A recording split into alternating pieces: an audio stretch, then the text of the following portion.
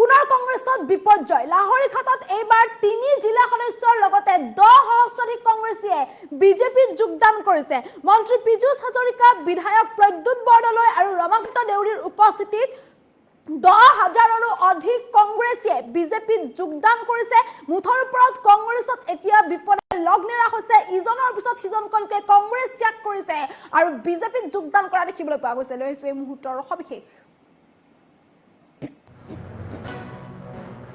ৰাজ্যত হুৰাহুৰে খহিছে কংগ্ৰেছৰ ভেটি খহিছে এতিয়া ৰাজ্যত বিপৰ্যয় নামিছে এতিয়া কংগ্ৰেছৰ লাহৰীঘাটত 3 জিলা পৰিষদৰ সদস্যৰ লগতে 10 সহস্ৰাধিক কংগ্ৰেছীয়ে যোগদান কৰিছে বিজেপিত লাহৰীঘাটৰ তিনিচুকীয়াত হাজাৰ হাজাৰ কংগ্ৰেছীয়ে বিজেপিত যোগদান কৰিছে মন্ত্ৰী পীযুষ হাজৰিকা বিধায়ক প্ৰদ্যুৎ বৰদলৈ বিধায়ক ৰমাকান্ত দেউৰীৰ উপস্থিতিত যোগদান কৰিছে 3 জিলা পৰিষদৰ সদস্য ভুৰগাঁৱৰ মুবাছৰ আলম মৈৰাবাৰী জিলা পৰিষদৰ সদস্য পাৰিমা খানম আৰু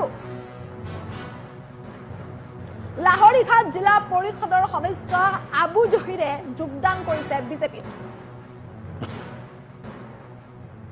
আৰু এনেদৰে হাজাৰ হাজাৰ কংগ্ৰেছীয়ে বিজেপিত যোগদান কৰা দেখিবলৈ পোৱা গৈছে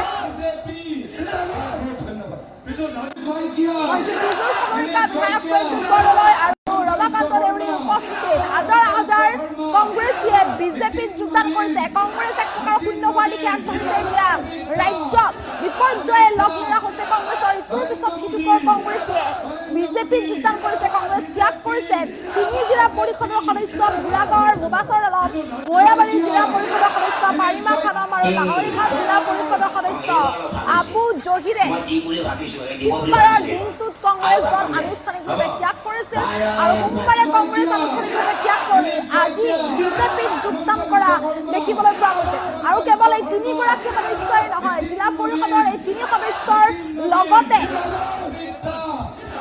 10 সহস্ৰাধিক কংগ্ৰেছীয়ে বিজেপিত যোগদান কৰিছে বিজেপিৰ এই বিশাল যোগদান কাৰ্যসূচী য'ত উপস্থিত আছে মন্ত্ৰী পীযুষ হাজৰিকা বিধায়ক প্ৰদ্যুৎ বৰদলৈ আৰু বিধায়ক ৰমাকান্ত দেউৰী তেওঁলোকৰ উপস্থিতিত হাজাৰ হাজাৰ লোকে এনেদৰে বিজেপিত যোগদান কৰা দেখিবলৈ পোৱা গৈছে লাহৰীঘাটত তিনিচুকীয়াত বিজেপিৰ এই বিশাল যোগদান কাৰ্যসূচী 3গৰাকী জিলা পৰিষদৰ সদস্যৰ সোমবাৰৰ দিনটোত কংগ্ৰেছ দল আনুষ্ঠানিকভাৱে ত্যাগ কৰিছে আৰু কংগ্ৰেছ দল আনুষ্ঠানিকভাৱে ত্যাগ কৰা 3গৰাকী জিলা পৰিষদৰ সদস্যৰ লগতে 10,000তকৈও অধিক কংগ্ৰেছীয়ে বিজেপিত যোগদান কৰিছে কংগ্ৰেছ ত্যাগ কৰি বিজেপিত যোগদান কৰা দেখিবলৈ পোৱা গৈছে বিজেপিৰ এই বিশাল যোগদান কাৰ্যসূচী আৰু এই বিশাল যোগদান কাৰ্যসূচীত উপস্থিত আছিল মন্ত্ৰী পীযুষ হাজৰিকা বিধায়ক প্ৰদ্যুৎ বৰদলৈ বিধায়ক ৰমাকান্ত দেউৰী আৰু তেওঁলোকৰ উপস্থিতিত হাজাৰ হাজাৰ কংগ্ৰেছীয়ে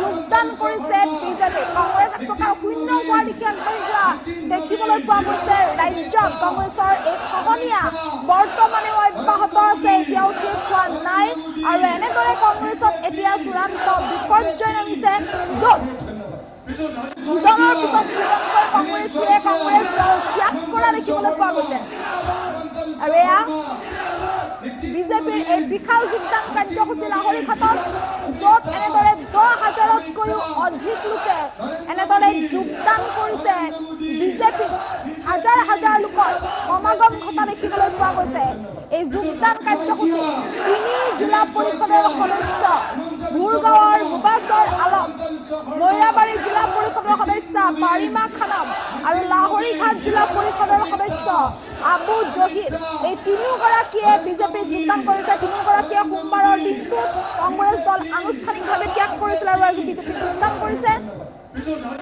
আমাঞ্চলকৈ এইসকল জিলা পৰিষদৰ সদস্যৰ লগতে আন 10,000ৰো অধিক কংগ্ৰেছীয়ে বিজেপিত যোগদান কৰা দেখিবলৈ পোৱা গৈছে মন্ত্ৰী পীযুষ হাজৰিকা বিধায়ক প্ৰদ্যুৎ বৰদলৈ আৰু বিধায়ক ৰমাকান্ত দেউৰীৰ উপস্থিতিত বিজেপিৰ এই বিশাল যোগদান কাৰ্যসূচী আৰু এই বিশাল যোগদান কাৰ্যসূচীত এনেদৰে 10,000ৰো অধিক কংগ্ৰেছীয়ে বিজেপিত যোগদান কৰিছে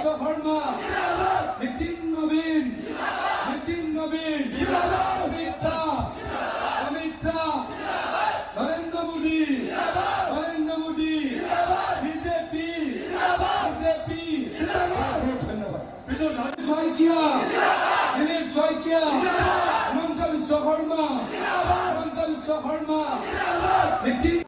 মইতো বহুত ভাল দেখিছোঁ। এনেকুৱা নহয় যে লাহৰীঘাটত আমি ভোট পোৱাই নাছিলোঁ। যোৱা লোকসভাৰ নিৰ্বাচনত প্ৰায় ৪২,০০০ ভোট পাইছিলোঁ। গতিকে মই ভাবোঁ যে এইবাৰ তাৰ ৩ গুণ ৪ গুণ ভোট ৰাইজে দিব। কংগ্ৰেছ দলৰ ৩গৰাকী জিলা পৰিষদৰ মেম্বাৰ আৰু প্ৰায় গোটেইখিনি পঞ্চায়তৰ সভাপতি সভানেত্ৰী, আঞ্চলিক পঞ্চায়তৰ সদস্যা আৰু প্ৰায় ২৫০ কংগ্ৰেছ দলৰ ডাঙৰ ডাঙৰ নেতা কৰ্মী আজি আহি আমাৰ দলত যোগদান কৰিছে। প্ৰায় ২০,০০০ লোকে এই সভাখনত অংশগ্ৰহণ কৰিছে। ২০,০০০ অৰ্থ ১৮,০০০ কংগ্ৰেছ দলৰ, বাকী ২,০০০ খুব বেছি পুৰণা বিজেপি দলৰ কাৰ্যকৰ্তা হ'ব পাৰে। গতিকে মই দৃঢ়তাৰে বিশ্বাস কৰোঁ এই নিৰ্বাচনৰ আমাৰ জয় অপ্ৰতিৰোধ্য। মানুহে বুজি উঠিছে যে এই সমষ্টিটো পিছুৱাই গৈছে। এই সমষ্টিটোত স্বাধীনতাৰ ৭৫ বছৰত ইয়াত ১৫ কিলোমিটাৰ মথাউৰি হোৱা নাছিল। এই ৭৫ বছৰ কংগ্ৰেছ দলে ইয়াত শাসন কৰিছে। তাৰ ৪৭ বছৰ এটা পৰিয়ালে শাসন কৰিছে। সেই মথাউৰি মুখ্যমন্ত্ৰী ডাঙৰীয়াৰ নিৰ্দেশত আমি বনালোঁ যোৱা ৩ বছৰ ৪ বছৰ আগত। ইয়াৰ গৰাখহনীয়াৰ ফলত বহু মানুহৰ ঘৰ ভাঙিলে, মানুহ বিধ্বস্ত হ'ল, মানুহ গৃহহীন হ'ল। ইয়াৰ গৰাখহনীয়া ৰোধৰ কাৰণে কংগ্ৰেছে বা সেই পৰিয়ালটোৱে কাম নকৰিলে। মই মন্ত্ৰী হৈ থকাৰ কালত জলসম্পদ বিভাগৰ প্ৰায় ৬০০ কোটি টকা আনি আমি লাহৰীঘাটৰ গৰাখহনীয়া ৰোধ কৰিবলৈকে কাম কৰিলোঁ। আমাৰ এই অঞ্চলৰ যিমান মথাউৰি একেবাৰে মায়ঙৰ পৰা লাহৰীঘাট হৈ, ঢিং হৈ, ৰূপহী হৈ, চামগুৰি হৈ একেবাৰে শিলঘাটলৈকে মথাউৰিৰ পকীকৰণ কৰিলোঁ। মানে কামতটো আমি কেতিয়াও মানুহৰ মাজত বিভেদৰ সৃষ্টি কৰা নাছিলোঁ। ইয়াত ভোট নিদিয়ে কাম নকৰাকৈ থকা নাছিলোঁ। এই মথাউৰি বনোৱাৰ ফলত এই অঞ্চলৰ লাখ লাখ কৃষকে মাকৈ খেতি কৰা হ'ল, ধানতকৈ ৩ গুণ লাভ কৰা হ'ল। এই অঞ্চলৰ মানুহৰ ইনকাম বাঢ়িল। MSP ধানত, MSP মাকৈত, MSP সৰিয়হত মাননীয় মুখ্যমন্ত্ৰী ডাঙৰীয়াই প্ৰৱৰ্তন কৰিলে। সকলোতকৈ লাভ হ'ল এই লাহৰীঘাটৰ, এই ঢিঙৰ বা মোৰ সমষ্টিৰ মায়ঙৰ মানুহৰ। গতিকে আমি কাম সকলোৰে কাৰণে কৰিছোঁ। ভোট সদায় বিচাৰোঁ, আগতে ভোট নিদিয়ে, এইবাৰ দিব বুলি বিশ্বাস কৰোঁ। অত্যন্ত দুখজনক কথা এটা হ'ল, নৈৰাজ্যবাদীসকলে এটা এনেকুৱা এটা পৰিৱেশ কৰি পেলালে যে অসমৰ উন্নতি নহ'ব। অসমৰ উন্নতি হোৱাত এচাম মানুহে বেয়া পায়। যি অসমত থাকি চীনৰ ছাপোৰ্টাৰ, যি ভাৰতবৰ্ষক বেয়া পায়, অসমক বেয়া পায়, তেওঁলোকে এনেকুৱা কিছুমান পৰিৱেশৰ সৃষ্টি কৰিছে যাৰ ফলত বাহিৰৰ মানুহ আহিবলৈ অসমত যাতে ভয় খায়, তেওঁলোকে তেনেকুৱা এটা পৰিৱেশ কৰিছে। অসমৰ উন্নয়ন যাতে ব্যাঘাত হয়, এই ৰটনাকাৰীসকলে, কুৎসা ৰটনাকাৰীসকলে, এই অসমক বেয়া পোৱাসকলে বাৰে বাৰে এই কাম কৰিছে। এনেকুৱা মানুহৰ সুমতি দিয়ক ভগৱানে, তাৰ কাৰণে ভগৱানৰ ওচৰত প্ৰাৰ্থনা কৰিছোঁ। অসমৰ ডেভেলপমেণ্টৰ লগত মুখ্যমন্ত্ৰী ডাঙৰীয়াই কম্প্ৰমাইজ নকৰে, কম্প্ৰমাইজ নকৰোঁ। আমাক কষ্ট দিছে, কাম আমি দুগুণ কৰিম। বহুত লাভ হ'ল হয়, এতিয়াতো নাহাৰ কথাই বেছি হ'ল। প্ৰায় ১০০জনীয়া এটা বিজনেছ লিডাৰ্ছৰ টীম অহা কথা আছিলে। ১০০জনীয়া এটা বিজনেছ। আপোনালোকে নিজেই দেখিছে যে লাহৰীঘাট সমষ্টিৰ এই তিনিচুকীয়া এই প্ৰকাণ্ড খেলপথাৰখনত আনুমানিক প্ৰায় ২০,০০০ মানুহৰ সমবেতভাৱে সকলো ইয়াত আহিছে আৰু তেওঁলোকৰ সন্মুখত লাহৰীঘাট সমষ্টিৰে গোটেই কেইজন জিলা পৰিষদৰ সদস্যকে ধৰি ইয়াৰ যিসকল কংগ্ৰেছৰ নেতা আছিলে, সেই নেতাসকল আহি পেলাই প্ৰায় ২৯০জন লোকে আহি পেলাই কংগ্ৰেছ ত্যাগ কৰি বিজেপি দলত যোগদান কৰিছে। আজি শ্ৰী পীযুষ হাজৰিকাৰ নেতৃত্বত, পীযুষ হাজৰিকাৰ উপস্থিতিত লাহৰীঘাটত এনেধৰণৰ এটা বিশাল যোগদান কাৰ্যসূচী অনুষ্ঠিত হ'ল। আৰু মই নগাঁও লোকসভাৰ প্ৰাক্তন সাংসদ হিচাপে আপোনালোকে জানে যে মই নগাঁও লোকসভাৰ দুবাৰকৈ জনপ্ৰতিনিধি হিচাপে পাৰ্লিয়ামেণ্টলৈ নিৰ্বাচিত হৈছিলোঁ।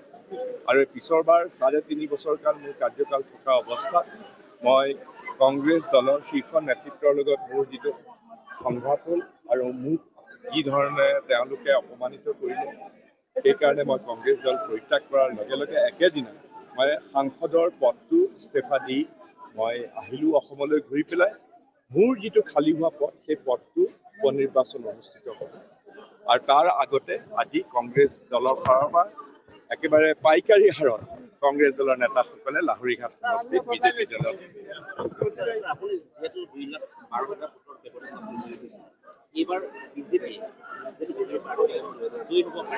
মোৰ দৃঢ় বিশ্বাস আমাৰ ইয়াৰ লোকৰ হৃদয় পৰিৱৰ্তন হ'ব আৰু মোৰ দৃঢ় বিশ্বাস যে যেনেধৰণে তেওঁলোকে মোক জনপ্ৰতিনিধি